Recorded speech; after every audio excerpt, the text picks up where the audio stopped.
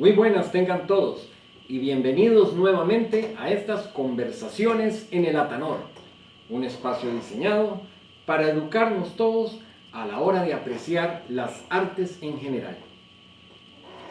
Tener destrezas sobre la concepción del espacio, habilidad para el trabajo manual, facilidad para el dibujo a mano alzada. Sus decisiones pueden afectar la seguridad pública y el estilo de vida de las personas. Debe lidiar con leyes, normas y regulaciones. Ser paciente, curioso, detallista, emprendedor, observador, amante de las artes, conocedor de matemáticas, cálculo, geometría y muchas otras habilidades más es lo que se requiere para ser un buen arquitecto. Hoy, la licenciada Mariela Zavala va a desarrollar este fascinante tema de la arquitectura y para ello se hace acompañar de dos profesionales en el campo. Ellos son Germán Andino Pinto y Jessica Mejía Chavarría. Que lo disfruten. Gracias, muy buenos días. Gracias por estar con nosotros el día de hoy y acompañarnos en este viaje, como bien lo decía Fernando, hacia la arquitectura. Y para eso tenemos dos invitados especiales que nos acompañan el día de hoy, dos arquitectos, Mariela y Germán, quienes nos van a hablar el día de hoy sobre esta bella arte, la arquitectura, que nació hace tantos siglos y que se ha venido desarrollando y que también, como todo arte, se ha ido acoplando a través de los tiempos en nuevas formas, en nuevas necesidades humanas. Hola, ¿qué tal? Mucho gusto y gracias por estar aquí. Bienvenidos. Gracias por invitarnos, Lick. Mucho gusto compartir con usted y con todos los estudiantes de la clase de apreciación artística. Mi nombre es Jessica Mariela Mejía, somos tocayas. Soy arquitecta de la Universidad Nacional Autónoma y pues un placer poder hoy hablar un poquito de una disciplina que es súper larga, súper extensa, pero vamos a ver las cosas más interesantes que puedan sembrar esa semillita de interés por la arquitectura. Así es, mi nombre es, mucho gusto, mi nombre es Germán Andino Pinto y también soy arquitecto, soy filósofo, dibujante de cómics, representante del cómic hondureño. Y bueno, estoy muy feliz de estar aquí también para poder compartir lo que tanto amamos, pues, porque nosotros lo que hacemos lo hacemos con pasión. O sea, tenemos una visión muy amplia de lo que hacemos y lo combinamos con diferentes otras ramas, ¿no? Y eso es lo que nos da versatilidad. Y bueno, esperamos poderles transmitir mucho de lo que nosotros hacemos y la emoción que nosotros le metemos también, ¿verdad? Así que... Gracias, Germán. Gracias, Mariela. Fíjense cómo es que esta es nuestra cuarta conversación y en cada una de ellas vemos cómo los invitados que se dedican al arte transmiten esa pasión por lo que hacen y que eso es parte del carisma de su trabajo y lo que los lleva a seguir encontrando nuevos caminos dentro de su profesión para seguir dándole a la sociedad eso que tanto necesita, que es un alimento del alma. En este caso, la arquitectura, que hablamos de la arquitectura y normalmente lo que pensamos es en ladrillos, en pisos, en techos, ¿verdad?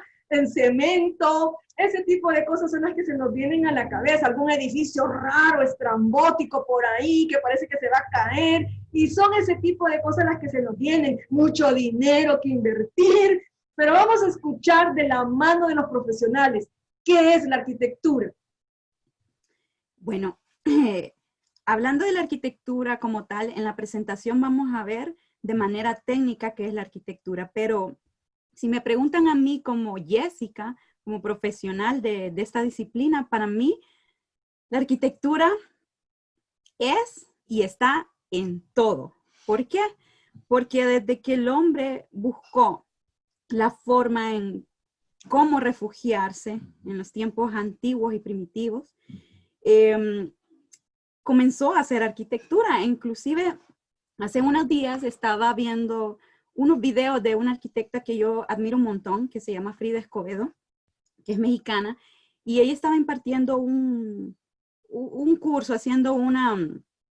dando un speech con sus estudiantes, y comentaba que realmente no solo las cuevas y no solo los árboles eran búsqueda de refugio, sino que para ella la arquitectura comenzaba con el fuego.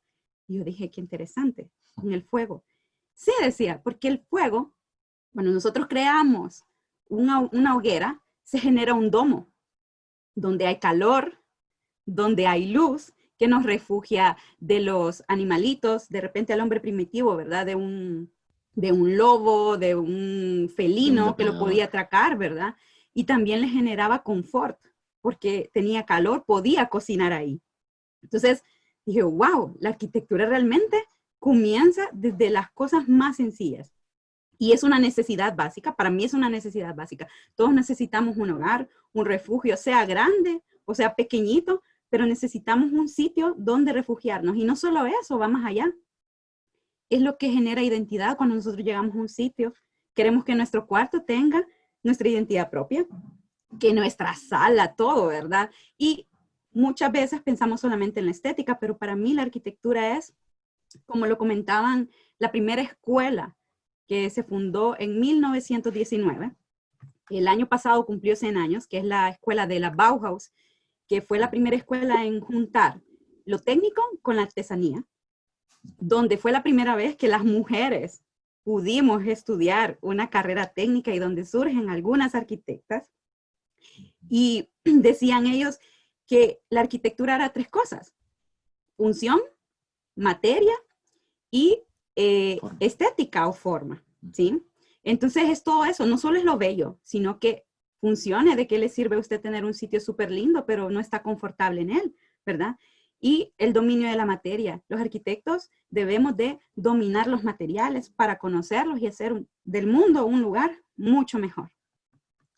Bueno, en mi caso, pues, vaya, lo que todos estamos viviendo, ¿no? Cuando vemos nuestra ciudad, creo que de manera instintiva, como hablando así como Jessica, mi forma de ver la arquitectura es una forma en la que vemos cubrir necesidades, de lo más básico, ¿verdad? Y hacer una casa, no, por ejemplo, que es el elemento inicial para una ciudad, porque es como quien dice la pieza básica, porque luego al generar una cantidad de casas, es una aldea, luego a mayor cantidad es un caserío, luego es un pueblo, y luego es una ciudad y luego es una metrópolis.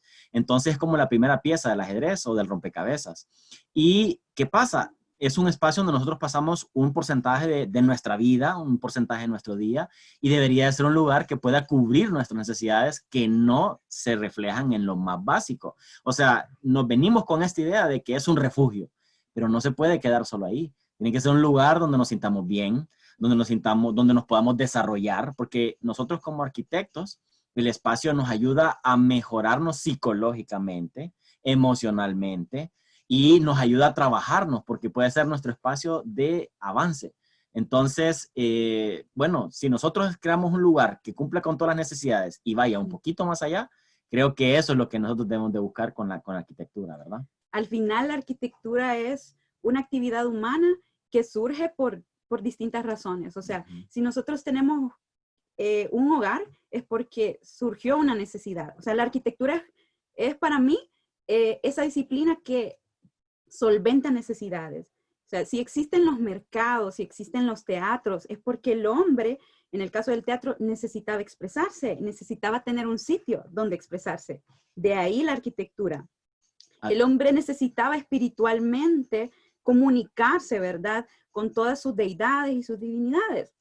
Construir un templo, arquitectura, ¿sí? Al final, cuando visitamos un sitio, por ejemplo, Copán, ¿verdad?, que para nosotros es una joya, ¿verdad?, de la arquitectura, ¿sí?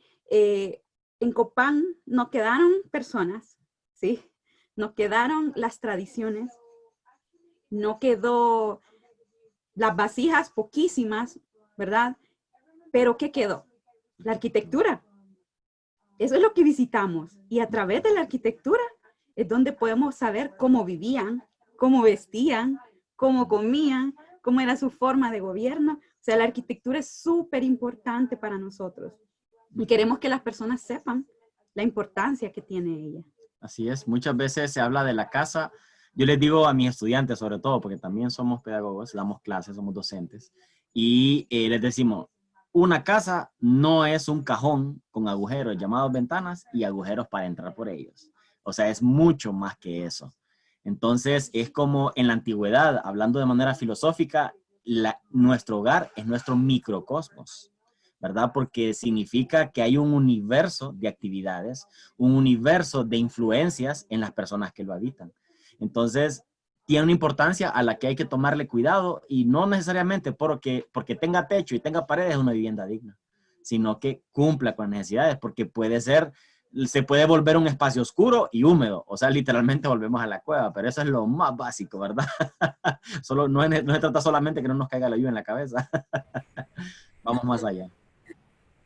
Claro, gracias. Qué belleza de introducción, porque aquí es donde podemos ver dónde está la relación de la arquitectura con el arte, ¿verdad? La arquitectura es una de las 7 bellas artes. ¿Y por qué es arte? ¿Por qué esas paredes de cemento que uno a veces las ve frías y cree que solamente cubren una necesidad básica es arte? Nos lo acaban de explicar los dos expertos, es que va más allá. Nos han hecho creer que solo es eso, en realidad los sistemas económicos, por no invertir mucho y hacernos creer que porque nos dan una casita ahí de 4 paredes y 2 agujeros, ya eso es un hecho arquitectónico. No es así. La arquitectura también alimenta el alma, porque también es arte. Pero vamos a ir dialogando con nuestros dos invitados para entender después, más adelante, esta parte importante de la arquitectura versus sociedad versus economía, que los dos invitados de hoy están trabajando en proyectos y se están empapando y educando en proyectos casi que mundiales en todas estas propuestas nuevas de arquitectura. Pero a continuación vamos a dejarlos a ellos con una presentación que nos han preparado sobre la arquitectura, así que prestemos atención. Gracias. Vamos a compartir pantalla con ustedes y vamos a hablar un poco del panorama general de la arquitectura. Y vamos a comenzar hablando acerca de lo más importante, ¿verdad? Vamos a comenzar por la esencia, y es conocer qué es la arquitectura. Para comenzar, vamos a decir que la arquitectura es un saber multidisciplinar. ¿Por qué decimos que es un saber multidisciplinar, Germán? Porque cubrimos pues una serie de saberes, ¿no? Estamos hablando de saberes distintos como la geometría, el álgebra, la estética, la sociología, la psicología y el arte o la historia. Bueno, y paralelamente, pues el arquitecto debe complementarse con otras actividades. O sea, muchas veces cuando nosotros trabajamos en proyectos que incluyen a la sociedad, por ejemplo, tenemos que conversar, dialogar y coordinar con diferentes profesionales. Historiadores, antropólogos, sociólogos, psicólogos, ¿verdad? Y también en otros aspectos como los oficios, la albañilería, la carpintería o el diseño de interiores, que vamos a ver un poquito acerca de ello en nuestra presentación. La arquitectura envuelve una esfera muy grande y si lo ponemos, si lo asemejamos con un vegetal, por ejemplo un repollo, vamos a ver que tiene muchas hojitas, que está lo macro y lo micro. Dentro de lo macro está el urbanismo y la planificación. En el caso de Germán, él es urbanista y se encarga de diseñar ciudades. Y en el caso de el interiorismo, que sería como la parte micro, es el cómo se desarrolla el diseño dentro de un espacio reducido. Y aún más pequeño todavía, de ese cosmos, diríamos que es un microcosmos, está el diseño de productos. Vemos todos los días que tenemos un ganchito, los lentes que usamos, las joyas que usamos, un lápiz. Yo siempre le comento a mis alumnos, ¿por qué vamos a una papelería y vemos en las vitrinas muchos diseños de lápices? Porque cubren de necesidades diferentes. De repente hay un lápiz que es carbón, pero dentro de los lápices de carbón hay muchos más, porque unos son para escribir, otros son para dibujar, tienen diferentes durezas, ¿verdad? Unos son más blandos, otros son más duros. Entonces, eso es diseño también. Y eso es también parte de la arquitectura, ¿sí? Entonces, siguiendo, con nuestra presentación, pues vamos a hablar acerca de qué es un arquitecto, ¿sí? O sea, el arquitecto, pues, es una palabra que proviene del latín architectus, que proviene del griego arquitectón. Composición de archi, ser el primero, el que manda, y tectón, albañil, constructor, es decir, el jefe que manda a los albañiles, que es quien tiene, pues, la acumulación de conocimientos y que puede dirigir a las diferentes personas y que puede guiar, por decirlo así, a cada uno en las necesidades que se deben de cumplir dentro de una construcción, desde la pequeña unidad que sería una casa hasta a nivel de ciudad, pues, ¿verdad? Y con esto queremos también ejemplificarlo, más que el que manda, yo lo asemejaría con una orquesta.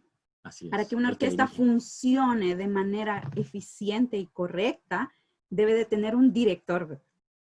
Pero el director tiene una labor sumamente difícil. Debe de conocer a cada uno de los integrantes de la orquesta, saberse cada una de las partituras para poder ensamblar bien y que el resultado final, que es la ejecución de una obra musical, llegue a buen término. Bueno, en nuestro caso es lo mismo. Como arquitectos nosotros tenemos que saber aspectos técnicos para podernos comunicar con nuestro albañil, con nuestro carpintero, con nuestro maestro de obra.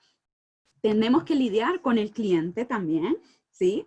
En comprenderlo, porque nosotros somos traductores, no somos artistas en el sentido de que el artista crea una obra para ser admirada por los demás y muestra su punto de vista. La gran diferencia entre el arquitecto y el artista como diseñador es que nosotros trabajamos para alguien que nos encomienda sus sueños, ¿verdad? Su casa, su proyecto, y no somos nosotros los que vamos a vivir ahí. No somos nosotros los que vamos a habitar o que vamos a ayudar a una comunidad. Al final de cuentas, es cubrir las necesidades de las personas. Entonces, realmente se escucha muy interesante el que manda, pero es una responsabilidad realmente la que tenemos en nuestras manos. Además parece mentira, pero como arquitectos nosotros entrevistamos al cliente. Nosotros nos generamos un perfil psicológico en cuanto a sus actividades diarias, en cuanto a sus necesidades diarias, en cuanto a su comportamiento, porque realmente cuando nos dedicamos a hacer las cosas al detalle, cada persona tiene una personalidad, pues valga la redundancia, ¿verdad? Y por lo tanto, su espacio personal debería de representarlo como tal. Por lo tanto, así nosotros generamos una actividad, un espacio, un confort, un ambiente o una experiencia en el caso individual y luego unirlo, que es lo que sería en el proyecto ya como tal, que sería la casa desarrollada. Entonces, nosotros nos toca, como dice la arquitecta, interpretar esas necesidades y poderlas moldear y hacerlas salir en lo que sería ya el proyecto construido. Bueno, en esta diapositiva que estamos observando ahorita, quisimos colocarles, o sea, hay muchos arquitectos en el mundo, ¿verdad? Pero quisimos colocarles para nosotros los que tienen mucha relevancia. Pues en el inciso número 1 vemos una imagen de quién fue el primer arquitecto en la historia. Y este fue Imhotep. Imhotep fue un personaje en la historia increíble. No solamente fue arquitecto, incursionó en medicina, incursionó en filosofía, matemáticas, porque la arquitectura es un arte, pero tiene que ver mucho con matemáticas, mucho con estructuras, un manejo de lenguaje técnico, ¿verdad? Y hablando de eso, pues, yéndonos en la historia, en la antigüedad, cada profesional tenía ramas afines. Y no era como ahora que tal vez nos enfocamos solo en nuestra rama como tal, sino que antes, por ejemplo, era matemático, filósofo, historiador. Era arquitecto, artista y filósofo. O sea, la filosofía estaba generalmente en todo. Entonces, mínimo habían 2 ramas agregadas y luego habían 1 o 2 más que podían generar pues una composición en una persona o un profesional que podía tener esa versatilidad. Y esa versatilidad era fruto de necesidad. O sea, si nos vamos al Renacimiento, por ejemplo, en apreciación artística se mira mucho, pues, o sea, fue el florecimiento del ser humano.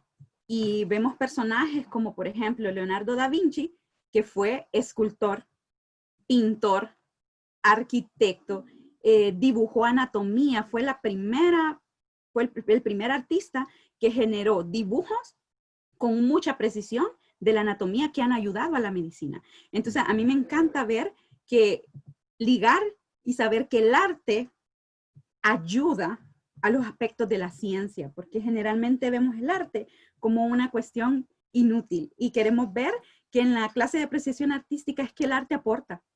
Sin el arte, el hombre sería como cualquier animalito, ¿verdad? O como un robot que está programado nada más. Hay que tener sensibilizarse. En el inciso 2 vamos a ver a la primera mujer que se licenció como arquitecta y esa es Julia Morgan. Bueno, si vemos la imagen 1, donde está Imhotep, y vemos la imagen de Julia Morgan, vemos que han pasado muchos años, siglos, para que una mujer pueda ejercer la profesión como arquitecto. Y para mí es algo de celebrar, o sea, ha sido una actividad, la arquitectura, muy enfocada en los hombres. Pero vemos también que actualmente toda la lucha que han hecho estas mujeres por salir adelante, por salir y decir, yo puedo innovar, ¿sí? Es el fruto de que hoy esté yo aquí con ustedes compartiendo como arquitecta. O sea, para mí ella es súper importante porque me ha abierto esa brecha de realizar los sueños, ¿sí? Y a veces pensamos en que no podemos. Las mujeres, yo no puedo ser tal cosa porque nos estereotipamos. Pero vemos que el ser humano, mujer u hombre, pueden tener las mismas profesiones y pueden sobresalir. Por eso estamos bien balanceados. Tenemos 3 chicos y 3 chicas. En tercera instancia, tenemos al primer ganador del premio Pritzker en la historia. ¿Qué es el premio Pritzker? Mande. Antes de que continúe, solo para saber el año, si lo tiene por ahí usted, de Julia Morgan como primera mujer, arquitecto, más o menos en qué décadas vivió, se desarrolló.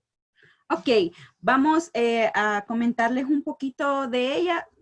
Voy a hacer una pequeña pausa ahorita. Voy a hablar un poquito de Philip y les voy a hablar un poquito de Julia Morgan. Gracias. Entonces, el primer Pritzker, para hacerles un contexto, ¿qué es un Pritzker? Un premio Pritzker, es como quien dice que Philip Johnson se ganó el Oscar de la arquitectura o que se ganó el Grammy en la música, por ejemplo. Entonces, este arquitecto no solamente es porque hizo cosas bonitas, sino que aportó muchas cosas a la sociedad y gana este premio para, es como un homenaje a estas personas que han aportado mucho en el mundo de la arquitectura. En este caso, él lo hizo en 1979. Y ahora hablando un poquito de Julia Morgan, esta arquitecta nació en 1872 y falleció en 1957. Si se fijan, es muy actual. Se graduó de arquitecta en la Escuela de Bellas Artes de París y lo hizo en el año de 1902 y construyó más de 700 edificios en el área de San Francisco, en Estados Unidos. Entonces, de nuevo les recalco esto, cómo podemos ver que el arquitecto, hombre, surge en el mundo antiguo y el poder ser arquitecto, mujer, se viene dando en el siglo XX. Se han pasado literalmente siglos, ¿verdad? Y ella hizo muchos proyectos variados. O sea, hizo edificios universitarios, hizo escuelas, hizo edificios para el YMCA, e hizo residencias privadas, museos, hospitales. En este caso podemos decir que era una arquitecta versátil. Ahora muchos arquitectos solo nos dedicamos a hacer residenciales. Eso se llama tipología. El tipo de edificio que hacemos, eso se llama tipología. Entonces, por ejemplo, tipología educativa es el arquitecto que diseña una escuela, un colegio y una universidad. Ojo, que hasta hay maestrías solo para hacer escuelas, y no digamos para escuelas con personas con necesidades especiales. Está la tipología residencial, un arquitecto que solo se dedica a hacer residencias. Está la tipología hospitalaria en el caso de nuestra sociedad como arquitectos. Nosotros funcionamos como una sociedad que nos llamamos Fidias Arquitectos. Pues nuestra colaboradora, no podemos tenerla aquí este día, ella tiene una especialización en hospitales. Entonces, ¿cómo voy a poner una camilla? ¿Cuál es el color que necesita una persona para estar tranquila? Sabemos que el hospital es un sitio para recuperarse. ¿Cuándo hemos visto un hospital color rojo? Nunca, ¿verdad? Porque el rojo es un color que altera el organismo, psicológicamente hablando, físicamente hablando. Entonces vamos a ver que un hospital necesita un tratamiento sumamente distinto. En una escuela tenemos que fomentar la concentración, ¿verdad? Entonces vamos a ver que los arquitectos nos desenvolvemos en diferentes puntos de la arquitectura, ya sea a nivel global, macro o micro. Ahora les presentamos en la posición número 4 a la arquitecta Zaha Hadid. Es una arquitecta muy especial y muy interesante. Falleció en el 2016, perdón. Ella es no solamente fue la primera mujer en ganar un premio Pritzker, sino que ella viene de un contexto donde no era muy fácil ser arquitecta porque ella es turca. Entonces sabemos que en Turquía hay ciertas reglas, ¿verdad?, que no hacen que la vida de estas personas, que la lucha para hacer su profesión realidad, sea tan fácil. En el caso de Zaha Hadid, les comento que ella, antes de ser arquitecta, se licenció como matemática. Estudió matemáticas y su arquitectura. Los invitamos a que después de este video puedan buscar cositas de cada uno de ellos. La arquitectura de ella era sumamente high-tech, ¿verdad? O sea, son unas locuras que no tienen idea, y que no se podían modelar con cualquier programa y que eran súper difíciles de dibujar. Y se tuvieron que desarrollar muchos softwares, tecnológicamente hablando, para poder crear los proyectos de ella. Y no solamente es matemática, sino que incursionó en la moda. Diseñó zapatos, colaboró con marcas como Chanel, creando pasarelas para ellos, increíbles también. Y era una persona muy temperamental, dicen, una persona súper disciplinada y bien enfocada, que las cosas se hicieran como ella decía. O sea, tenía carácter. Entonces, eso es muy, muy interesante. Zaha Hadid nació en Bagdad el 31 de octubre de 1950, y falleció en el 2016, como les comentaba. Y es una arquitecta que entra dentro de un estilo de arquitectura que se llama deconstructivismo, que son edificios bien peculiares, bastante locos, que llaman la atención. Pero bueno, como comentábamos con usted, licenciada, la arquitectura es tan grande que no podemos abarcarlo en una sola sesión. Entonces les dejamos esa semillita y esa curiosidad, solo les dejamos la foto para que ustedes investiguen quién era ella. Y luego en el punto 5 tenemos a Frida Escobedo. Y como les mencionaba al inicio de la sesión, yo la admiro mucho a ella. Esta arquitecta es actual, o sea, está viviendo ahorita en México, tiene su propia oficina y wow, yo la admiro un montón porque fue la primera mujer en ganar un concurso del Pabellón Serpentino, que es un honor que ofrece la corona británica de crear un edificio temporal en sus instalaciones. Y me encanta porque ustedes podrían buscar Pabellón Serpentino, el del 2018, esta arquitecta que nació en México en 1979 y comenta en muchas de sus entrevistas que al principio no encontraba trabajo y decidió empezar a trabajar por sí sola y crear su propia firma. O sea, es una ventada, como decimos nosotros aquí en Honduras. Y ha logrado muchas cosas y no solamente se limita a la arquitectura. Ella diseña de todo y es muy cultural. Ella ha generado museos y ha ganado premios porque se preocupa mucho por la ecología del sitio, de que sus obras sean amigables con el medio ambiente. Y ha creado proyectos fantásticos y es un ícono de la arquitectura mexicana actual. Y bueno, tiene una firma de arquitectura propia y pues también es codirectora de otra firma de arquitectura que se llama El Perro Rojo. Interesante el nombre, ¿verdad? Y ella comenta que algo muy interesante también, que los arquitectos no debemos llevarnos con arquitectos, debemos rodearnos de personas normales que nos aporten mejores ideas, porque al final ustedes son la fuente de inspiración para nosotros. Así es. Y en última instancia de esta diapositiva tenemos, pero no menos importante, ¿verdad?, al arquitecto Luis Barragán. Particularmente yo lo admiro mucho, está dentro de mi top de mis arquitectos favoritos y fue el primer latinoamericano en ganar un premio Pritzker. Me encanta porque ustedes van a ver edificios icónicos de él y ni siquiera saben que él los creó. En México vemos muchas imágenes de la Ciudad de México, no sé si recuerdan algunos, cuando vemos el Ángel de la Independencia y vemos esas especies de obeliscos de colores, rojo, amarillo y azul, son obras del arquitecto Luis Barragán. Y bueno, él es considerado arquitecto, pero en realidad es un ingeniero civil. Pero tanto es su estética, tanto es lo que aporta a México. Hablamos de Luis Barragán y sabemos que estamos hablando de México, o sea, mundialmente hablando. Y bueno, en 1925, se gradúa como ingeniero civil y posteriormente ve la necesidad de ser arquitecto. Y vamos a ver que tiene proyectos geniales donde combina la modernidad, lo contemporáneo, que es la arquitectura actual, con la arquitectura de los pueblos. Sabemos que nuestros hermanos mexicanos tienen una identidad, ¿verdad?, sumamente sólida. Y este arquitecto lo llevó a niveles inimaginables. De nuevo, dejamos la semillita, ¿verdad?, para que lo busquen. Y bueno, seguimos. Vamos a hablar un poco de la arquitectura como disciplina técnica y artística.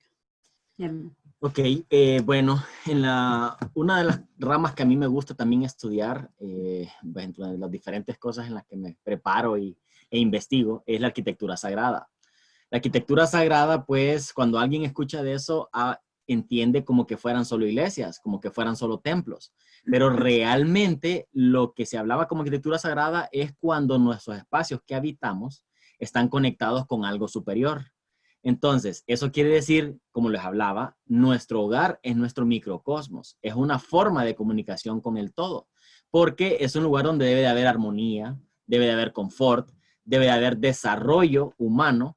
Entonces, en las edificaciones antiguas, como estamos viendo en este momento, estamos en este caso Mesopotamia, que es una de las civilizaciones más antiguas de la humanidad, pues que tiene fecha de 7500 años antes de Cristo, aunque actualmente se encontró hace poco una ciudad que tiene casi los 12,000 años. Entonces, se habla pues de cómo en la antigüedad se generaban edificaciones que en primer lugar vamos a ver, por ejemplo, una cosa que vemos en todos lados, las pirámides. Las pirámides están en diferentes culturas de la humanidad. Y mucha gente se pregunta, pero ¿por qué ese parecido, esa técnica? ¿Por qué hacer edificaciones altas? ¿Por qué hacer monumentales? Una, buscando una comunicación divina. Dos, por querer traer una parte o una sección del cielo a la tierra. Y tres, porque representan algo que históricamente se llama la colina primordial, que en mucha de la antigüedad se habla acerca de el primer continente que salió del mar. Entonces, es el primer continente, representa esa edificación tan alta, una edificación piramidal, porque es también como una montaña. Es una montaña, la primera montaña, el primer continente, y la parte más alta. ¿Y por qué tan alto? Porque mientras más alto, más cerca de Dios, o más cerca de lo divino. Entonces, hablamos acerca de este tipo de situaciones que, pues, con el tiempo se han ido perdiendo, como hemos ido hablando hasta el momento, ¿no? Que la arquitectura se ha ido manejando de una manera bien simple, de una manera demasiado funcional y no se integra a cosas todavía más elevadas, que es el crecimiento del ser humano, tanto en su interior como en su exterior. Y de eso tiene que ver los espacios que transita, los espacios donde vive, los espacios donde duerme, los espacios donde estudia. Entonces, todo esto es importante y lo vemos desde la antigüedad, pues así como estamos viendo en esta diapositiva. Luego estamos hablando de, pues pasando de la historia, hablamos de los 10 principios del buen diseño, en este caso por el señor Dieter Rams. Porque, ¿qué pasa? A veces dicen, el diseño es solo algo bonito, estamos hablando solo de estética, y no es así. O sea, la arquitectura tiene que ver al menos con estos 10 principios, en realidad son más, pero principalmente debería de andar en esto. ¿Qué significa? Que debe de ser innovador. ¿Por qué? Porque parece mentira, pero cada espacio que habitamos debería estar personalizado para nosotros mismos. No solo, como les hablaba al principio, se trata de un espacio con huecos como ventanas y huecos para entrar, sino que espacios que representan a la persona que vive en ella. Es un espacio útil porque realmente no es solamente para que no nos caiga el agua en la cabeza. Es un espacio estético. ¿Qué significa eso? Que despierta sensaciones. Es un espacio comprensible, porque hay veces que uno entra a un lugar y dice, no entiendo por qué este lugar es tan oscuro y tiene tantas ventanas. O porque este espacio, cuando yo estoy aquí, no me siento bien. Pero nosotros somos seres instintivos y tenemos una comunicación con el todo que se ha ido perdiendo, esa conexión. Entonces parece mentira, pero nuestros análisis más básicos tienen que ver con el movimiento de los cuerpos celestes. En este caso, el sol. O sea, tener suficiente iluminación, suficiente ventilación, que eso ya nos genera un confort básico. Debe de ser un espacio discreto, porque claro, pues estamos hablando de que no vamos a dejar todo exteriorizado y tiene que ser un espacio que también nos brinda un espacio personal. La introspección, ¿verdad? La introspección, exactamente. Es un espacio honesto porque demuestra, como le estamos hablando, de que sea un espacio que representa a la persona que usa este lugar o que representa el uso que tiene este lugar. O el carácter. A veces vamos a sitios que decimos, esto es un restaurante, pero no parece un restaurante. No sé si han tenido esas experiencias. Así o es. Esto es un lugar de hospital, pero... Parece una oficina o parece un espacio desocupado que no representa lo que realmente es. En eso tiene que tener un criterio, ¿no? Cada uno, lo que habla al principio la arquitecta, que es tipología, ¿no? Cada tipología debe de ser representada y debe de tener un carácter. Entonces, eso es parte de lo que hay que hacer. Minuciosos hasta el último detalle. Claro, o sea, lo que hablamos con la arquitecta, nosotros podemos diseñar hasta el picaporte, o sea, el llamador de la puerta, o sea, nosotros podemos diseñar algo alrededor del switch, cómo prender la luz lo podemos diseñar también, o sea, hasta ese detalle podemos llegar. Amigable con el ambiente, pucha, eso es algo que estamos olvidando porque nosotros como seres humanos cuando nos expandimos, lastimosamente tenemos la sensación y el pensamiento que debemos de destruir y ser invasores, pero podemos reducir esa influencia y podemos hacer que nuestra construcción sea adaptable, que forme parte del entorno, no entrar en contra de él y cambiarlo, que es lo que normalmente estamos haciendo. ¿De qué manera podemos hablar de esto? Por ejemplo, cuando nosotros tenemos un terreno que es ladera hacia arriba o ladera hacia abajo, la gente en vez de adaptarse para destruir menos o para no cambiar menos lo que tiene, lo que hace es o cortarlo y borrar lo que tiene hacia arriba o crear un cajón y rellenarlo cuando es hacia abajo. Entonces, eso ya no forma parte de adaptarse al lugar. O sea, si formamos parte del ambiente con los materiales, con la forma en la que tiene el terreno, nosotros ya estamos siendo un poco más adaptables cada vez. Y luego generar los recubrimientos, ¿verdad? Lo que nos rodea. O sea, si tenemos una buena huella ecológica alrededor de nuestro hogar, yo les digo muchas veces a las personas y a mis estudiantes, hablando de ecología y ambiente, a veces dicen, ¿qué puedo hacer yo por el planeta? ¿Qué puedo hacer yo por mi ciudad? O sea, yo no puedo ir a plantar 50 metros cuadrados, no puedo plantar una manzana de árboles. No necesitas hacer tanto, les digo. Si tenés un patio en la parte de atrás y tenés un árbol en una macetera, porque hay gente que ya tiene lleno de concreto el patio, si tenés un árbol o dos en tu patio, y somos 1 millón de habitantes, son 2 millones de árboles en la ciudad. Entonces les digo, bueno, planta un árbol, solo necesitas poner uno y con eso ya estás creando una diferencia. Y luego el diseño en su mínima expresión, que es lo que estamos hablando. O sea, hasta colocar una planta es algo que tiene mucho que ver con lo que nos rodea. Y bueno, seguimos con un poco de historia. Vamos a hablar de los inicios de la arquitectura. Bueno, pueden ver que tenemos 3 imágenes. El hombre comenzó la arquitectura con estas 3 expresiones. El hombre se denomina en esta instancia de la historia como un constructor y comenzó haciéndolo con los menires, que son estas especies de esculturas, que hay algo muy interesante y que siempre me ha llamado la atención. La arquitectura es como vivir en una escultura.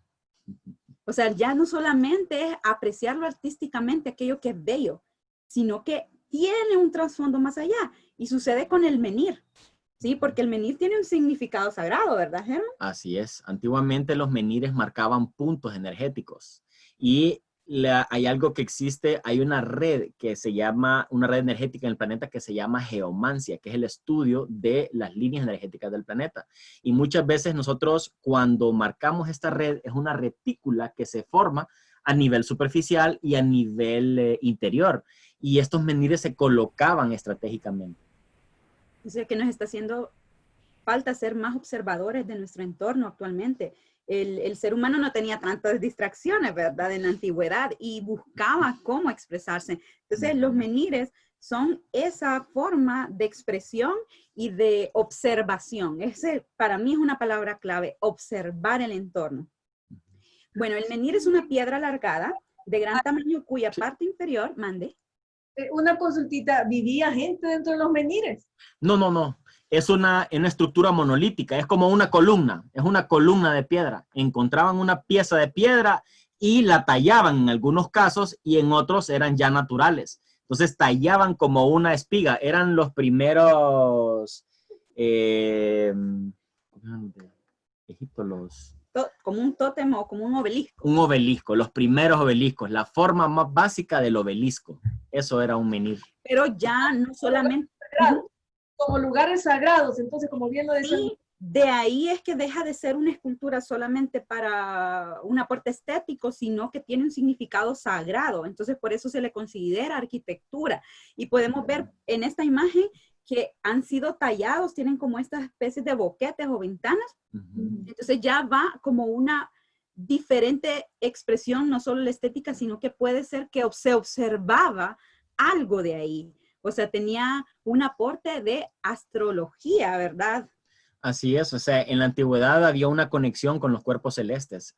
Muchas veces se utilizaban para ubicar una constelación, para ubicar el paso de las diferentes estaciones, porque se utilizaban como relojes solares también, de manera física, y marcaban puntos importantes.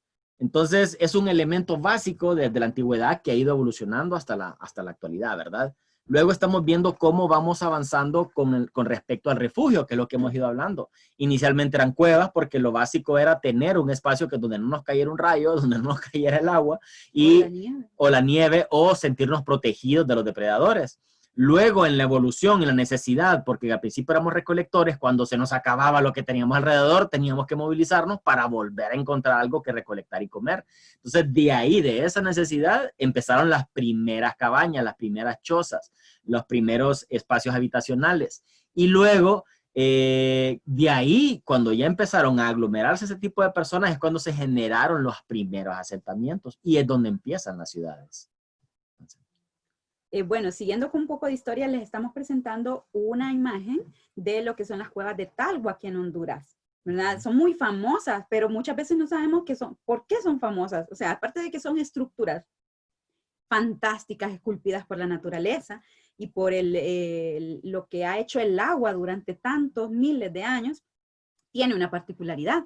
Talgua eran unas cuevas que no fungían como refugio para los antiguos habitantes, sino que tienen un carácter que va mucho más allá y eran cuevas funerarias. O sea, ¿qué quiere decir? Que estas cuevas que estamos observando, que son muy famosas y que cuando tengamos oportunidad, los que no las han visitado y no las conocen, deberíamos de conocerlas porque aquí hay unos vestigios de cómo surge la necesidad espiritual de las personas de conectar con un ser divino. Entonces, Talgua es ver la majestuosidad, pero ver cuál era el comportamiento social. O sea, la arquitectura, de hecho, está dentro de las humanidades y artes. Así es. Y tenemos las primeras cabañas, que ya ven en esta imagen, cómo funcionaba la estructura de una cabaña básica. Bueno, ahora vamos a hablar un poco de las artes mayores que la LIC nos comentó al inicio de nuestra entrevista. Las artes mayores son 7, ¿verdad? La música, la danza, la pintura, la escultura, la literatura y la arquitectura. Y está el cine, que por eso lo llamamos séptimo arte, porque fue el último en adherirse a las artes mayores. Continuando con los campos de la arquitectura, como hablábamos, la arquitectura se ve incluida en diferentes ramas y se ve asociada a diferentes estudios, ¿no? Entonces podemos ver que, por ejemplo, por medio del urbanismo, nosotros tenemos representación del arte. Por medio de la sociología, en el sentido de que una ciudad es desarrollo de sociedad. Por medio del urbanismo, afectamos al ambiente o creamos un ambiente. Por medio del urbanismo se hace uso de la ingeniería civil, que es todo lo que hablamos acerca de infraestructura, y todo lo que estamos hablando tiene que ver con construcción. Todos los avances, todas las mejorías, todo lo que se va aplicando es tecnología. Y bueno, si lo vemos el urbanismo y la geografía, estamos hablando de cuáles son las condiciones del terreno antes de poder generar un nuevo asentamiento. Lo cual es muy interesante, ¿verdad? Porque en la antigüedad no se construía al azar, sino que siempre se buscaba un sitio considerado sagrado para las personas para poder conseguir un nuevo asentamiento. Y Germán les va a hablar despuesito de lo que se trata, que es muy interesante. Dentro de los campos de la arquitectura vamos a ir de lo general a lo particular. El urbanismo y el ambiente, el diseño arquitectónico, que son edificios, ¿verdad? Como tales. El diseño interior, ¿qué pasa al interior del edificio? ¿Cómo se comporta y se desarrolla? El diseño gráfico, ¿verdad? De que ahorita ha tomado un auge, pero si no lo sabían, antes no existía el diseñador gráfico como una profesión, sino que se viene dando en el siglo XX. Antes esa era labor de nosotros los arquitectos, el diseño gráfico, ¿sí? Entonces, como el mundo se vuelve tan acelerado y tan globalizado, entonces necesitamos ir atacando y especializándonos en ciertas cosas. Entonces de ahí proviene el diseño gráfico, que es comunicación visual, y el diseño industrial o de productos, todo lo que tenemos a nuestro alrededor, hasta un bote de shampoo, hasta el cepillo de dientes, tiene diseño. Así es. Y bueno, ahí como estamos hablando de lo global, de lo macro a lo micro, el urbanismo pues marca literalmente la historia de la humanidad porque marca los primeros asentamientos. El urbanismo tiene una serie de formas urbanas. Entre ellas significa la forma en que crece una ciudad. Entonces aquí tocamos unas cuantas de las interesantes, de las más llamativas, de las que la humanidad ha ido experimentando para decir cuál es la mejor forma de generar o iniciar una ciudad. Entonces tenemos aquí en primera instancia la que es la espina de pez, en la que se hablaba de una línea central, una línea de donde todo sobresalía, de donde todo se podía, de donde todo iniciaba, por decirlo así, y luego generar una serie de calles o avenidas que se comunicaban entre sí a este punto central, que es como quien dice la forma de evacuar, la forma de salir, la forma de comunicarse. O sea, todo se comunica con una espina dorsal, literalmente. O sea, en este caso, ahora lo que serían nuestros bulevares o nuestras avenidas. Ahora se habla también de la ciudad como un organismo vivo, para que miren la forma en la que ha ido mutando, por decirlo así, o evolucionando. Tenemos también una de las ciudades antiguas que habla de las ciudades radiales o concéntricas, en las que todo era de manera centralizada. En la parte central, porque nos suena bastante parecido, estaba lo más importante. O sea, estaba el clero, estaba la parte de lo que serían los estados políticos, lo que sería el mercado, o sea, todas las necesidades básicas empezaban de una manera centralizada, equidistante, de tal manera que todas las personas tenían acceso al mismo lugar con una forma equidistante, literalmente. O sea, tenían la misma distancia y todos sabían que llegaban al centro y encontraban todo. De ahí la centralidad, ¿verdad? Ahora ya saben por qué decimos que vamos a ir al centro. Exactamente. Porque era el corazón de la ciudad. Así es. Sí. Y bueno, tenemos... ¿Qué pasa aquí? Permítanos, licenciada, tenemos algunos problemas técnicos, pero volvemos a compartir. ¿Ahí? A ver. No sé qué. Vamos a compartir y nos vamos otra vez a la presentación. Disculpen los problemitas técnicos. Ahí estamos de nuevo. Ok, luego vamos a lo que sería una de las más conocidas, que es la retícula, la ciudad reticular. En este caso estamos mostrando Barcelona, que empieza con clústeres. ¿Qué significa esto? Que son pequeños núcleos, son como estos son minicosmos, porque cada núcleo tiene un espacio centralizado que es un área verde particular y compartida para todos ellos. Entonces, es un espacio igualmente equidistante porque cada uno de los vecinos puede bajar a su parque central, a su parque o su estado espiritual, su estado de descanso, su estado de socialización, y luego compartir con el resto de la ciudad a los espacios como en este caso que estamos viendo la Sagrada Familia y un parque que lo rodea. Entonces, ¿qué pasa? Se crea una retícula perfecta en la que se ven ejes longitudinales y transversales que cortan la ciudad y que van generando un crecimiento modular, ordenado y organizado, donde de acuerdo al régimen de la ciudad se mantiene también una altura y una paleta de colores parecida. Entonces, esto es una forma, diga. Bueno, tal vez no con esa belleza que tiene Barcelona, ¿verdad? Pero sí un poquito, digamos que la distribución espacial como Ayahuela. Exacto, exacto. De eso vamos a hablar en la siguiente diapositiva. Así es. Muy bien, Lick. Bueno, aquí estamos hablando, mire, el urbanismo en la ciudad reticular. ¿Qué pasa cuando dicen a alguien de dónde salió esta retícula, de dónde salió esta centralidad? Pues, como bien sabemos históricamente, los romanos fue un imperio de mucha fuerza en la antigüedad y que conquistó una gran cantidad de los continentes en la parte oriental, ¿no? Y eso hizo que su influencia llegara a España y luego de España, pues, llegara hacia nosotros con los colonos. ¿Y qué pasaba? Que estratégicamente, de manera militar, en la parte central estaba el general, el comandante. Ahí estaba la herrería, ahí estaba la bodega, ahí estaba la alimentación. O sea, todo estaba en la parte central. ¿Por qué? Porque se cuidaba de esa manera que toda la infantería, todas las jerarquías estaban resguardando el espacio porque sabían que si alguien se tomaba el espacio donde estaba la comida, donde estaban las armas, podían ponerlos en peligro. Y asimismo, cuando querían por orden saber dónde ir a traer lo que necesitaban para poder generar sus actividades diarias, estaban en la parte central. Entonces, de ahí donde viene nuestra centralidad, de donde viene nuestra distribución. Como pueden ver, tenemos el mapa de Tegucigalpa, que por su topografía no tiene una retícula perfecta, pero tiene la intención, porque se ven ciertos espacios como clústeres, son las manzanas, que son amanzanamientos, las cuadras como tal, que nosotros les decimos, y que son la forma que se trató de mantener. Pero en Comayagüela es la que representa realmente la retícula adecuada, la retícula ordenada, porque inicialmente esa iba a ser la capital, ¿no? Y después por cosas históricas, situaciones, pues pasó a Tegucigalpa y no estaba preparada, ni siquiera como lo que hablábamos geográficamente, con las condiciones para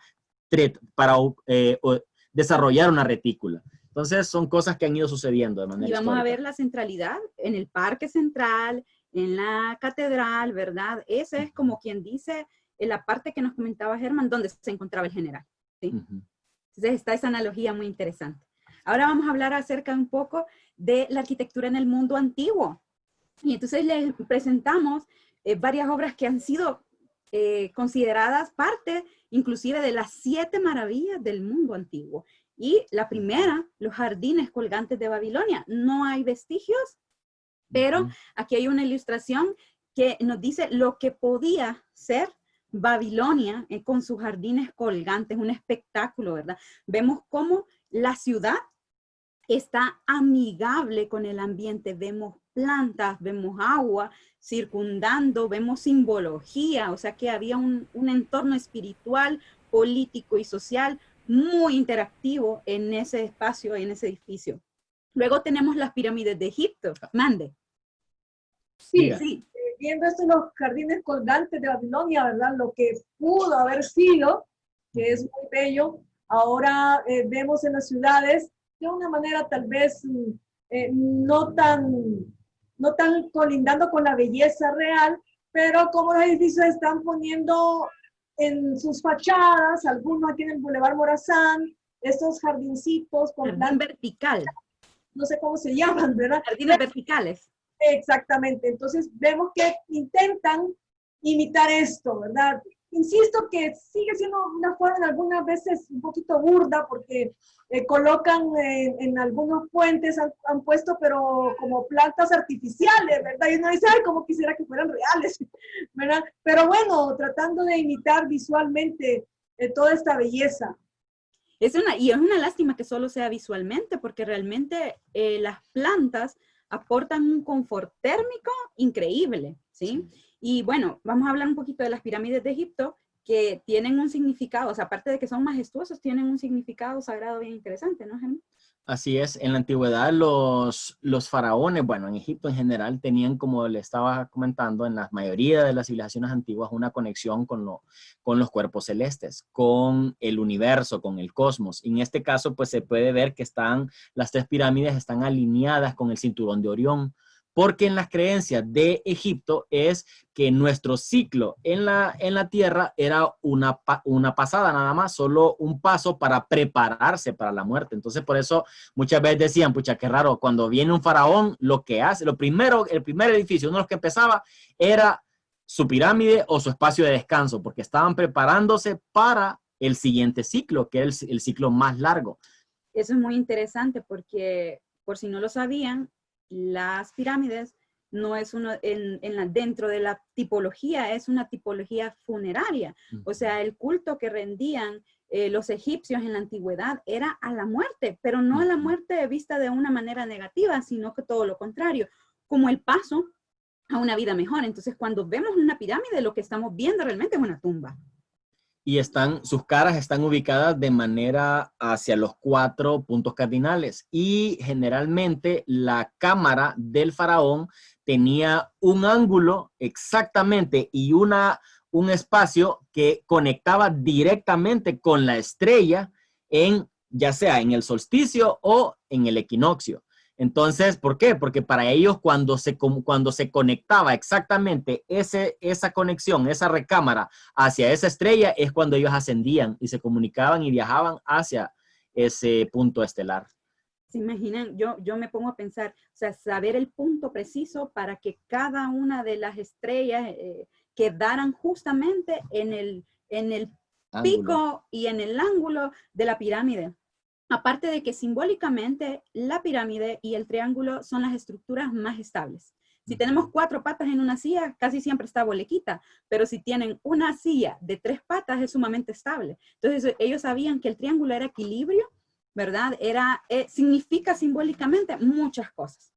Así es. Y luego vemos pues otras 2 culturas de la humanidad bastante interesantes, en este caso Petra en Jordania, que fue una ciudadela esculpida en la roca maciza, porque para ellos, como les hablaba, la piedra, la montaña, representa la montaña primordial. Entonces ellos estaban haciendo como un acceso al espacio primordial, al espacio que conectaba con la tierra. Entonces ellos estaban pensando en la conexión con la madre tierra. Entonces ellos sienten o sentían, por decirlo así, que podían conectarse y poder generar una transmisión energética, una transmisión espiritual, con un espacio que podía generar también no solamente algo superior, sino que también a nivel terrenal con el confort, porque son espacios frescos en un lugar que es desértico. Asimismo estamos viendo las estupas en la India. Una cosa que, si se fijan, es una pequeña pirámide, un montículo, es un espacio que también representa una loma o la montaña primordial. Y siempre tienen un espacio centralizado. En este caso, pues, tiene un elemento extra que es el acceso. Para ellos, los accesos en las edificaciones antiguas significaban portales, significaban el paso y la división entre el mundo terrenal y el mundo espiritual. O sea, son cosas que para ahora nosotros pasar por un vano o por un pórtico o por una puerta es simplemente atravesar un espacio.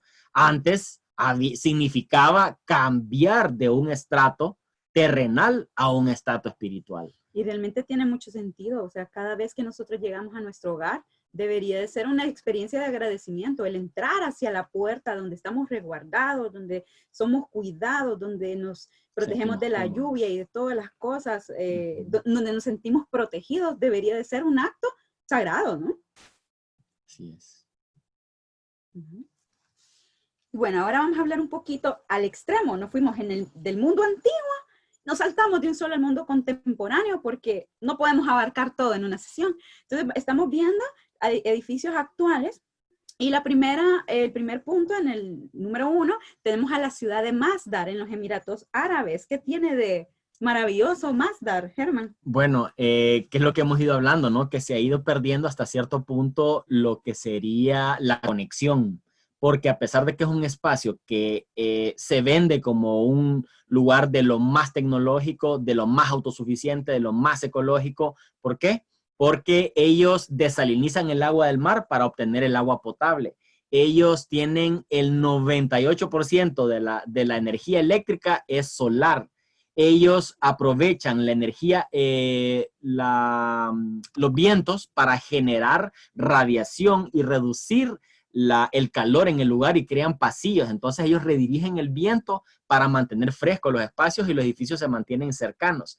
Y una de las cosas interesantes en las que están volviendo a la antigüedad es que ese edificio anaranjado que se ve ahí son plafones de tierra comprimida, porque lo que quieren ellos es traer un poco de historia, un poco de cultura en cuanto al uso de la arcilla en la cultura árabe para poder resguardar el edificio. Y eso genera un confort térmico. Entonces es un espacio de la tecnología, porque ahí lo único que tiene es que es un poco, es decir, clasista, porque prácticamente es un lugar donde solo viven científicos, ingenieros, personas que están dedicadas a la creación y la innovación continua. O sea, ahí lastimosamente no hay arte en ese lugar. El arte lo colocan en cuanto al desarrollo del espacio, en cuanto a visualmente los edificios, en cuanto a la plástica del lugar.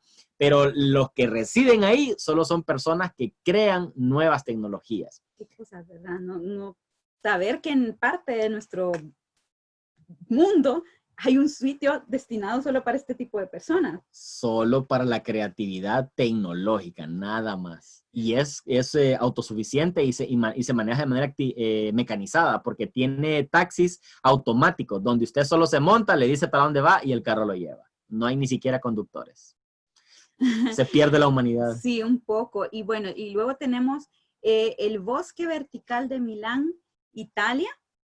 Esto es lo que hablábamos un poco, que decía Lali, que ahora se mira una intención en la arquitectura de poner ciertos elementos, aunque bien burdo, ¿verdad? Pero en el caso de Italia, ¿qué estamos hablando aquí? Que se está tomando la iniciativa de generar un bosque en las alturas, de generar una nueva barrera orgánica, una nueva barrera verde que ayude a oxigenar la ciudad, a limpiar el aire, a mejorar el lugar. Entonces uno dice, pucha, qué proyecto más consciente con el medio ambiente, qué lugar más fantástico.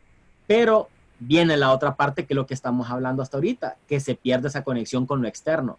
Lo gracioso es que ese lugar, las personas que viven en él, ellos no le dan mantenimiento, ellos no casi ni salen al balcón, o sea, ellos disfrutan lo verde, pero quien le da el mantenimiento y quien le da es personas que hacen alpinismo, por decirlo así, porque todo se da por fuera, ni siquiera entran para poder limpiar, cortar, podar o regar. El mantenimiento se da todo externo. Ellos dicen, yo solo miro unas personas que cuelgan de afuera y ellos son los que les dan el mantenimiento. A mí yo solo le disfruto, visualmente es lo que me agrada, dice. Se denomina mande. Diga. Una consulta, ¿es muy caro mantener un lugar así? Es que esa es la parte interesante, que como tienen bastante vegetación, los jardineros son especializados porque son personas que cuelgan y son edificios que tienen más de 20 pisos.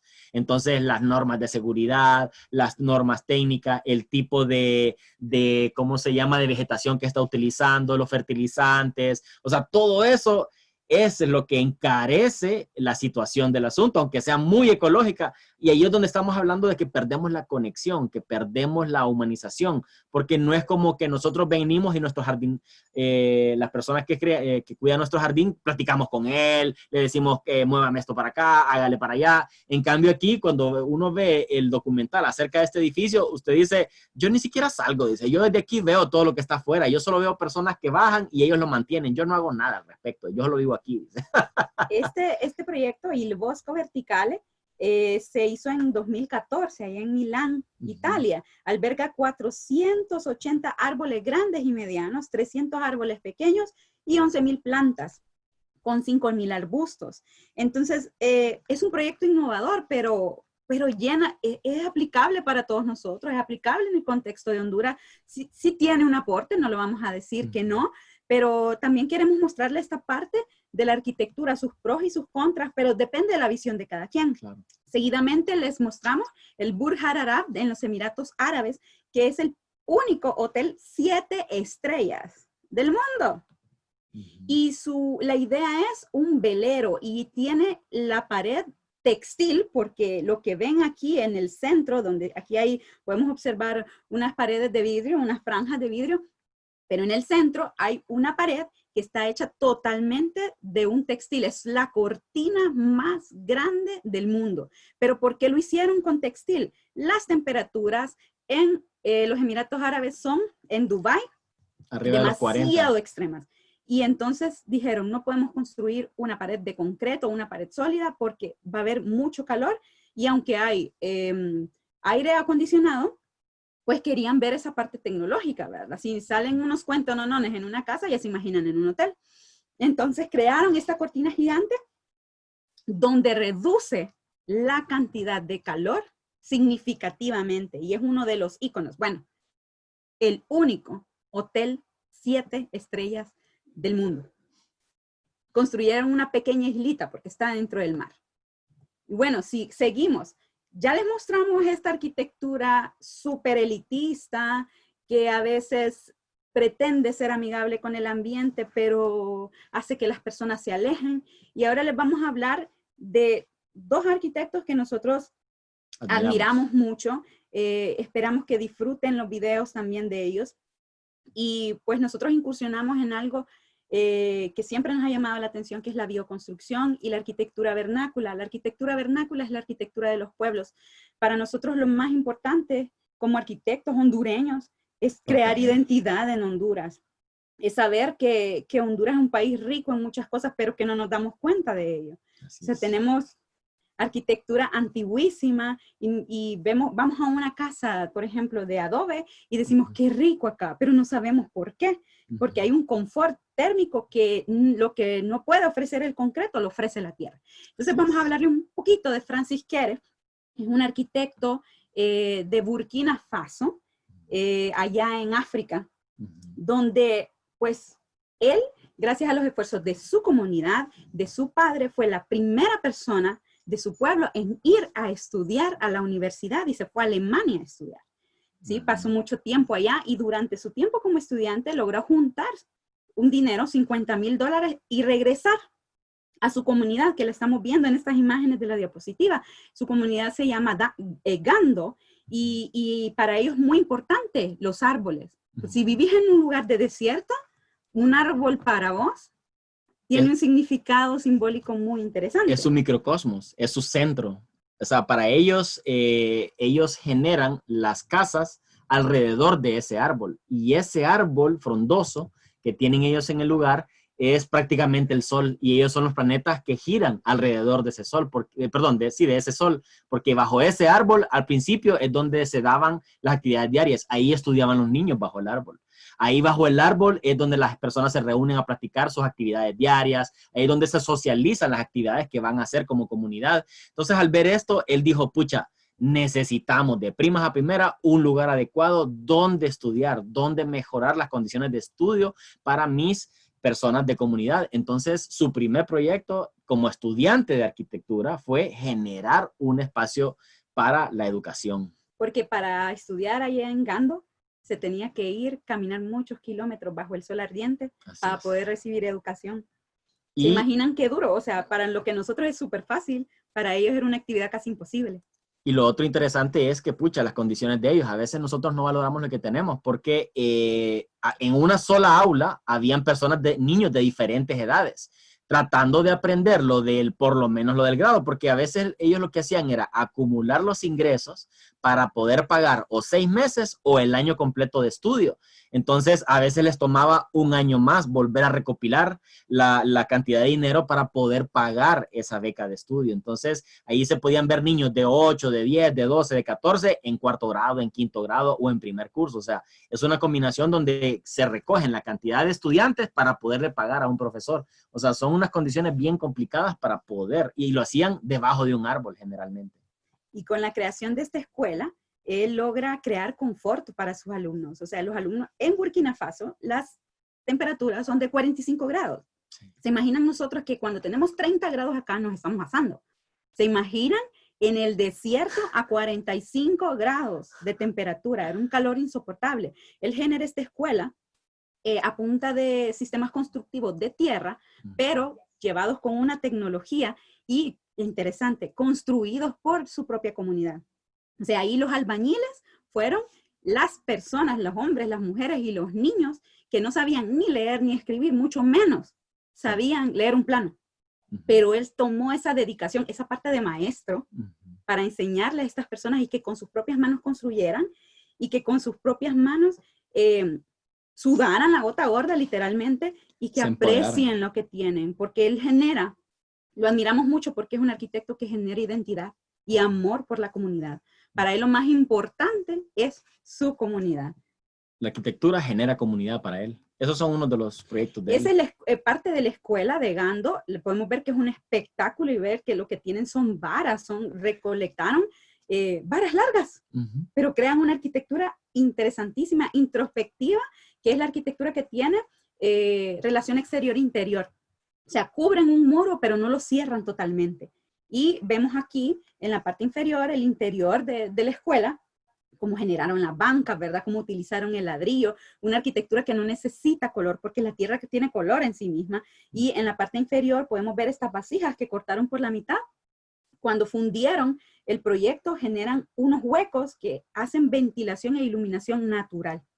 Y en la parte lateral, esa es una estructura que él creó para un proyecto de un festival que se llama Coachella, que muchos lo han de haber escuchado, que es un festival de música súper famoso. A él lo invitaron. ¿Y qué fue lo que hizo? Unas torres de viento por donde pasara el aire y la gente que estaba al aire libre recibiera airecito rico, ¿verdad? No caluroso, inspirado en el árbol sagrado de Gando. Y en los textiles, porque lo que ven ahí en color rojo es un textil. Para él, su identidad también es la vestimenta de su pueblo. Entonces vamos a ver que está hecho de colores tierra, colores rojos, bien colorido, porque así es la arquitectura del África.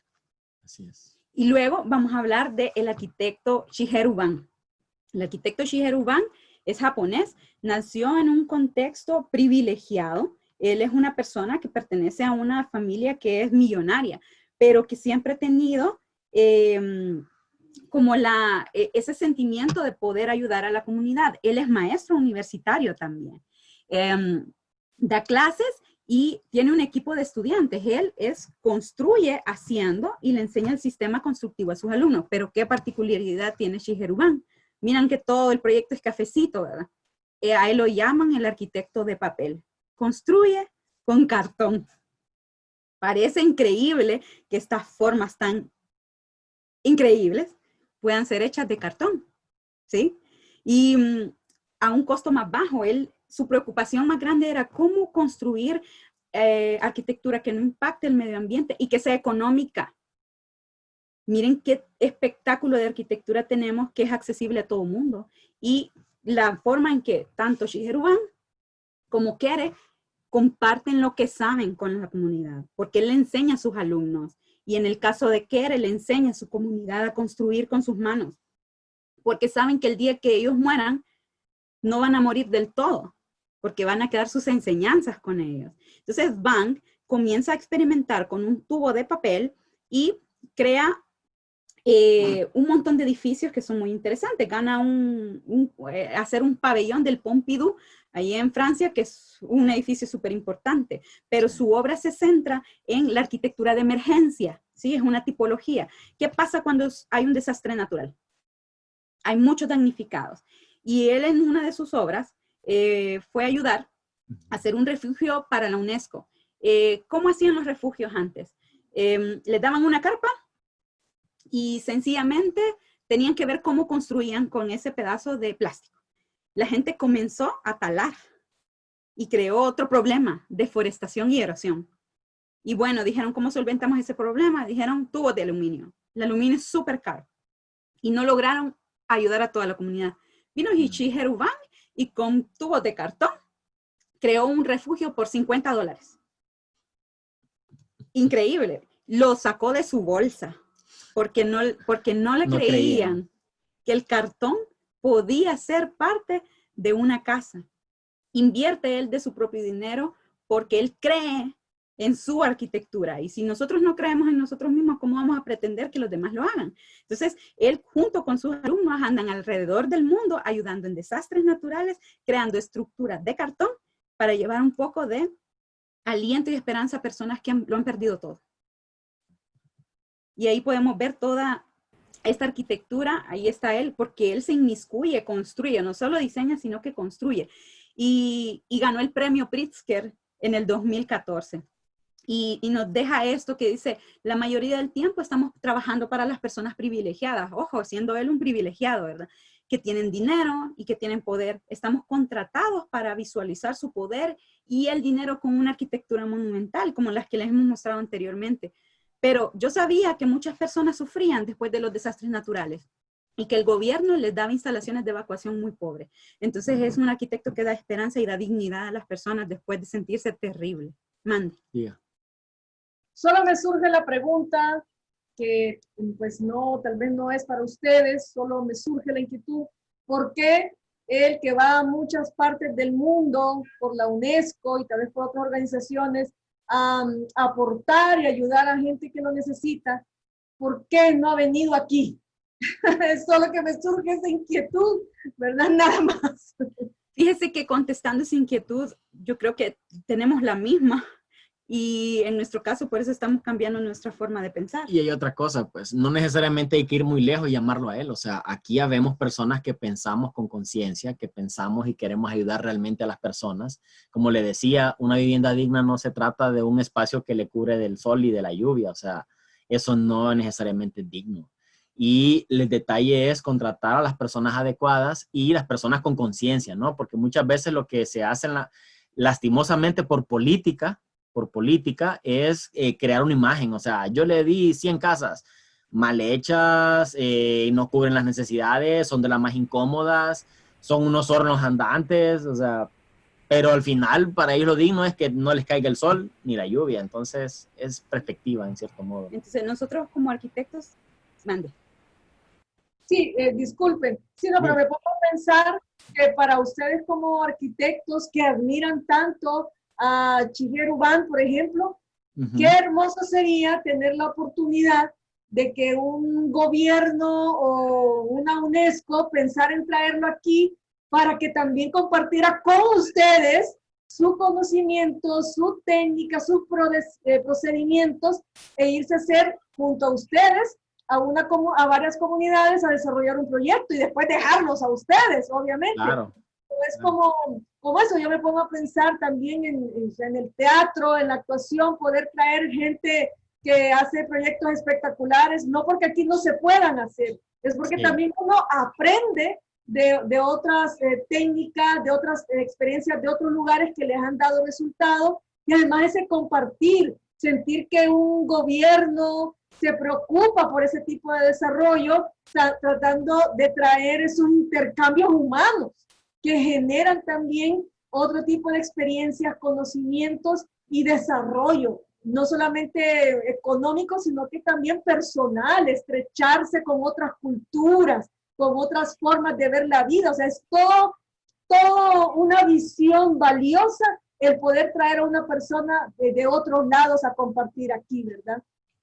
Sí, pues nosotros sabemos que eso está súper difícil, pero pretendemos hacerlo desde nosotros, de lanzarnos, hacerlo, creer en nosotros, porque para nosotros la gran enseñanza de estos arquitectos es que no lo han tenido fácil, que muchas veces hasta su propia comunidad estaba en contra de ellos.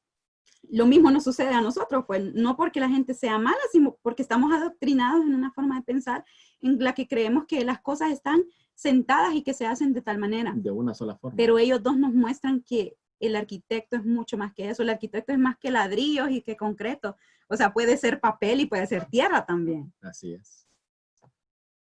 Y bueno, finalmente los dejamos con un pensamiento, porque la mayoría de la gente cree que los arquitectos somos caros.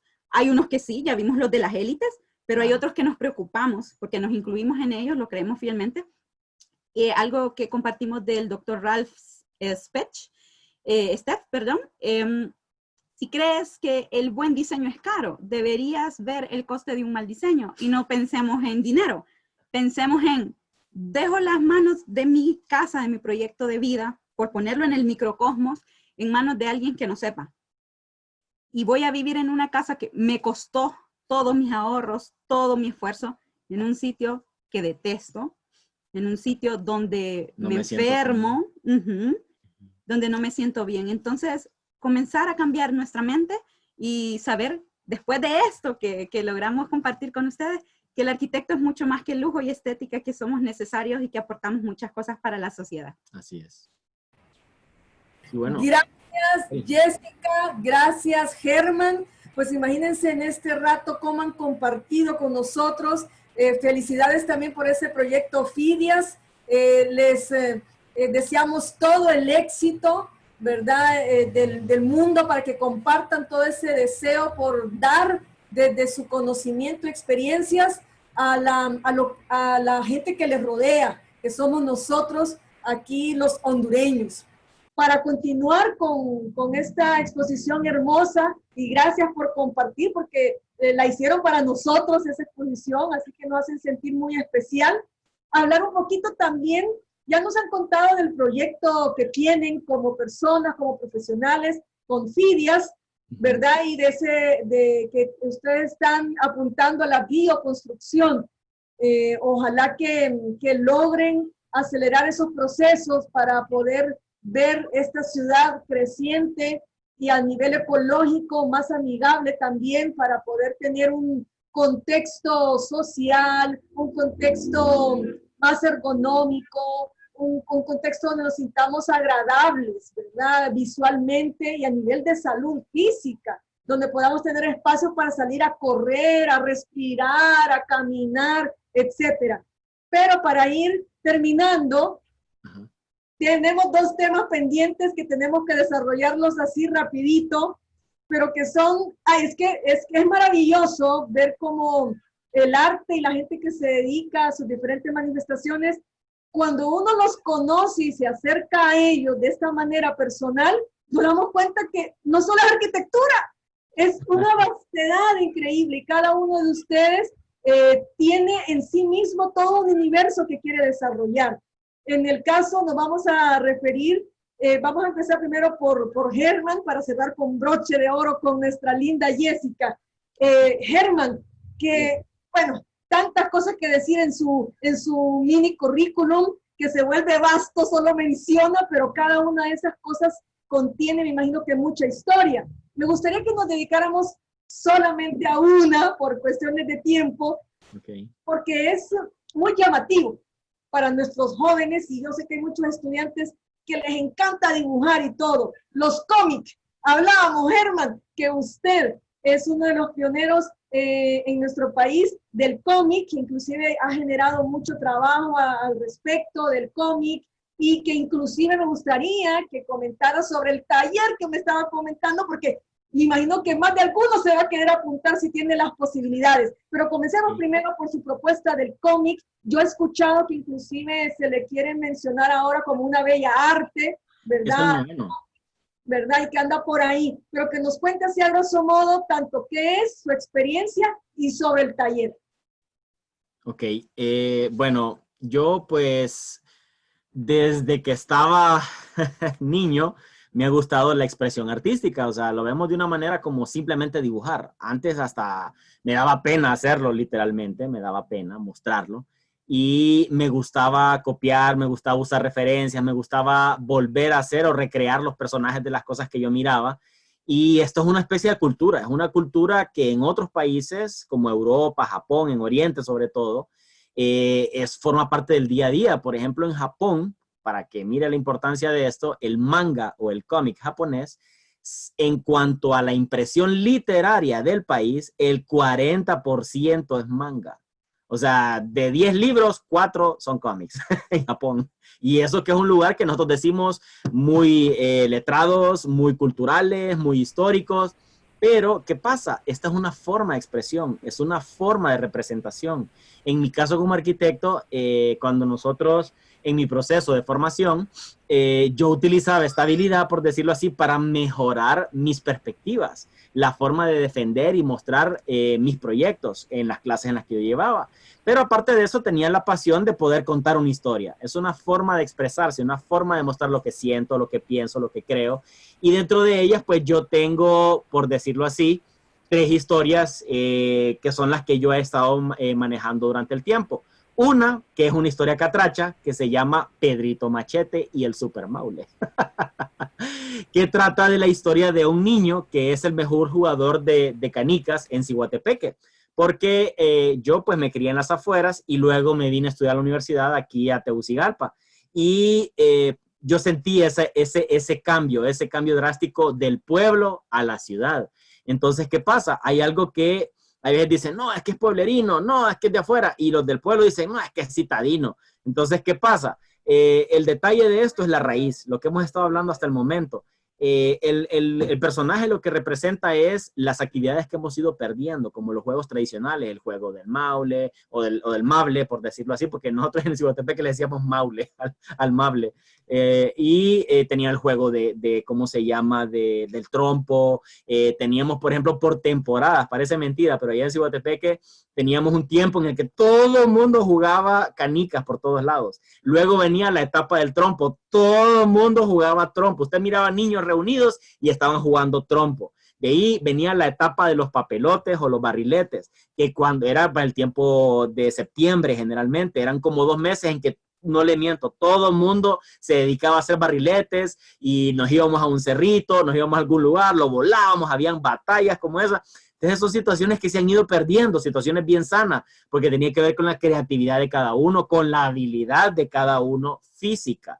Entonces el cómic trata sobre esto, sobre cómo este niño, su raíz la mantiene. Y llegó un momento que él tiene que ser el mejor jugador underground, o sea, el mejor jugador de las calles antes de entrar en una liga oficial a nivel nacional. Entonces, para que mire qué locura, ¿verdad? Y el niño pasa a la universidad, empieza a conocer la gente de otros lugares, empieza en cierto modo a perder sus raíces, a irse a la moda, a utilizar, porque él representa lo catracho en el sentido que a él le regalaron un traje de manta, porque él bailaba danza folclórica en la escuela y en el colegio. Entonces le gustaba tanto su traje que él lo andaba todo el tiempo, andaba con un morralito, un cantarito, de la representación básica de las personas de pueblo, ¿no?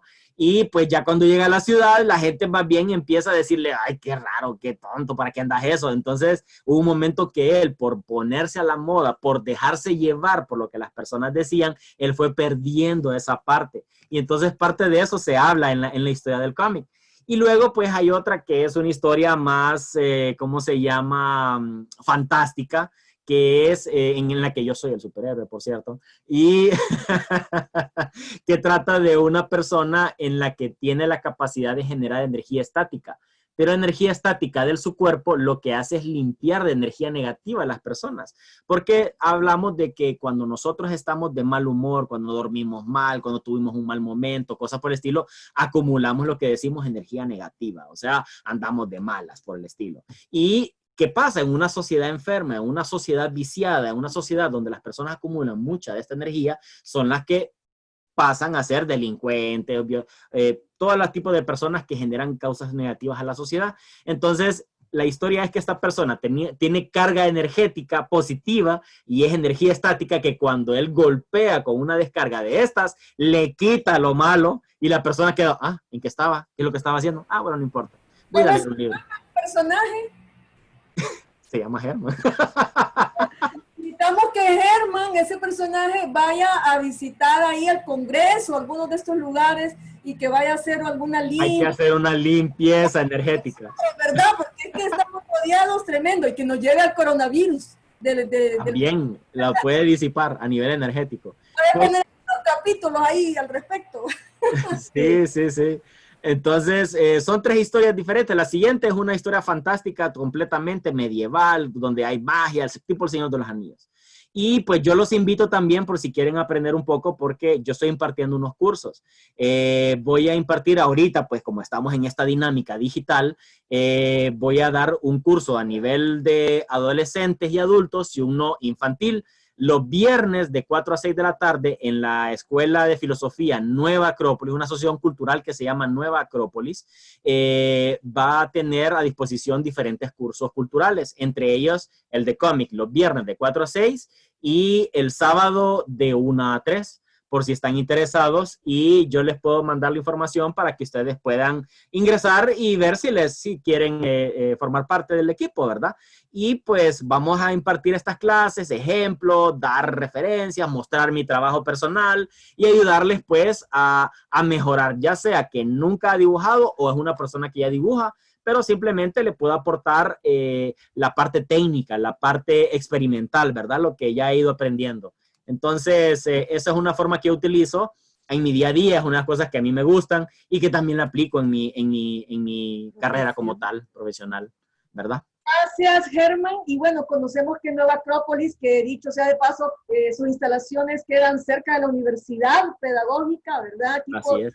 por esta área de la Florencia Norte. En Florencia Sur. Florencia Sur. Sí. Y sabemos que también pues dan otro tipo de cursos. Danza árabe, dibujo y pintura. Historia y todo ese tipo de temas que colindan y se integran entre todos. Nada más preguntarle si se puede saber o si usted ya lo conoce y si lo puede compartir, el precio que va a tener estos talleres. Ok, el taller dura 2 meses. El taller para adolescentes cuesta 1,500 por los 2 meses. Y, o sea, sale como 750. Y el otro, el infantil, anda en 1,200. O sea, 600 al mes. Y son, la idea es dar 2 horas semanales cada viernes o cada sábado, y aparte en la plataforma de Google Drive, de Google Classroom, se van a ir subiendo videos de referencia, trabajos y algunos materiales de consulta. Entonces, con eso se va a acumular también pues una serie de ejercicios semanales, con lo que va a poder dedicarle unas 6 o 8 horas semanales para el estudio del dibujo y la ilustración. Gracias, Germán. Y esperamos que nos envíe, ¿verdad?, la información tipo a través de WhatsApp, ¿verdad?, para poderlo compartir con todos los alumnos y que ellos también se pongan a disposición de compartirlo con otras personas. Seguro estoy que más de alguno le interesa este tema. Gracias a Germán por estar con nosotros y a Jessica, Mariela, gracias. Contar nada más que, bueno, Jessica fue mi alumna en la clase de apreciación artística, igual que ustedes, ya hace unos 3 años, 2 años, no recuerdo con exactitud, y desde aquel entonces, pues, ella me comentó que era arquitecto, ¿verdad? Y que, bueno, imagínense qué hermoso tener en una clase, diferentes personas que ya tienen otro tipo de licenciaturas y que vienen de otras universidades, vienen a enriquecer lo que es la clase. Y no digamos, imagínense qué bonito, hemos mantenido una cercanía y una amistad, y tenerla de invitada ha sido todo un placer, y ha sido ella quien nos ha llevado a Germán, ¿verdad? 2 personas que se están dedicando al desarrollo de la arquitectura. Contarles que Jessica estudia en la universidad, ya siendo arquitecto, estudia la carrera de técnica industrial en madera, ahí con nosotros en la pedagógica. Entonces, qué interesante, ella siendo arquitecto, imagínense qué bonito. ¿Por qué ese interés de Jessica por esta carrera que está, me imagino que a punto de terminar, y que esta cuarentena pues ha venido ahí a cortar un poquito la cantidad de clases? Pero cuéntenos ese interés en una carrera y en la pedagógica. Pues, no sé, fue como un golpe de suerte que me hizo matar 2 pájaros de un solo tiro, como dicen por ahí. pues llegó en un momento la universidad pedagógica de mi vida en la que yo estaba como decepcionada de la arquitectura, pero porque sentía que yo decía, la arquitectura no puede ser más que edificios bonitos, más que estética y más que un servicio para las personas con dinero. Entonces estaba muy triste y dije, voy a cambiar. Y me metí en educación técnica industrial. Iba a comenzar a estudiar arte, pero conocí técnica industrial. Como arquitecta, obviamente tenía que seguir ejerciendo mi profesión para poder vivir, ¿verdad? Entonces, siempre he diseñado mobiliario, cocinas, closets, mesas, sillas, y dije, wow, aquí la voy a hacer.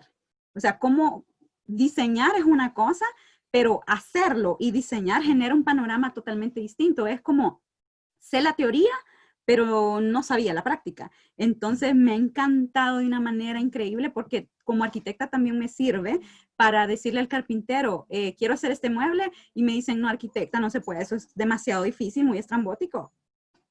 Porque ya no tiene 4 patas, ya tiene otra cosa diferente. Entonces, cuando ya empiezo a hablar en el lenguaje del carpintero, que ya he hecho una silla, que ya he utilizado una máquina que la puedo desarmar, eso como que me empodera más y me ayuda también a comunicarme mejor con mi alumno en ese momento, el carpintero. Aparte que soy docente de arquitectura, o sea, la pedagógica me ha ayudado de una manera increíble, me apasiona más cada día dar clases y me ha apasionado como arquitecta cambiar el mundo, mi mundo por lo menos, el poquito, el pedacito que tengo, cambiar el mundo de mis alumnos, el mío, porque ellos me lo cambian todos los días, me inspiran. Y pues en todo este mundo del arte, porque la vez pasada estuvimos con usted, pero con el coro polifónico Cordeum, porque también en el mundo del arte, yo incursiono en la música. Entonces es enseñarle a la gente que el arte es beneficioso y que el arte es indispensable para nuestra vida. Gracias, Jessica. Imagínense cómo no sentirse orgulloso de nuestros artistas, de nuestros profesionales, que hay un sector que está preocupado por el desarrollo real de los ciudadanos, ¿verdad? Con toda esa sensibilidad. Y precisamente surge del arte, y del arte que combina varias áreas del conocimiento, filosofía, pedagogía. Entonces, ¿cómo no sentir que tenemos el compromiso de comenzar a ser parte de ese tipo de profesionales y sentirnos orgullosos de que de la pedagógica también surgen todo este tipo de intereses, de personas que se acercan de otras áreas y que encuentran en la pedagógica también un nicho de conocimiento que les va a generar poder desarrollar todas esas necesidades de comunicación, de cercanía con toda la ciudadanía en general a través de su profesión, en este caso la arquitectura, pero echar mano de otras áreas. Gracias por estar con nosotros, compartir todo ese conocimiento y experiencia, y nada más, esperamos que hayan disfrutado estar compartiendo en conversaciones en el Atanor. Unas últimas palabras para despedirse, por favor, y escucharnos por última vez, algún mensaje para nuestros chicos.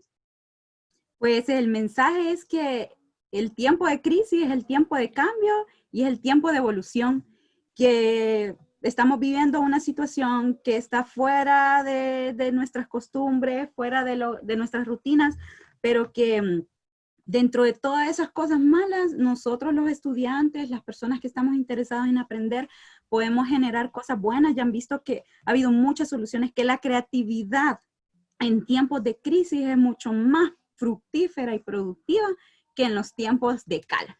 Entonces, que mucho ánimo, que sigan estudiando y que le pongan con todo el corazón, ¿verdad? Y que siempre seguir adelante. En mi caso, pues, como filósofo, como arquitecto, no vemos los problemas como problemas, los vemos como oportunidades de aprendizaje, como oportunidades de crecimiento, porque, como dicen, Dios no nos da algo que no podemos superar. Así que de esto lo que salimos mínimo es un poco más fuertes y aprendiendo, aunque sea un poquito más. Y que siempre no tengan miedo, pues, de experimentar y aprender otras cosas. O sea, complementar nuestra rama principal con otras que nos puedan ser afines y que nos ayuden a mejorar nuestro campo, pues. ser versátil. De verdad. Y con este bello mensaje nos despedimos y les deseamos el mayor de los éxitos a ustedes y también a ustedes, chicos, en sus casas. Nos vemos en la próxima. Vaya, Adiós. hasta luego. Muchas gracias. Hasta luego.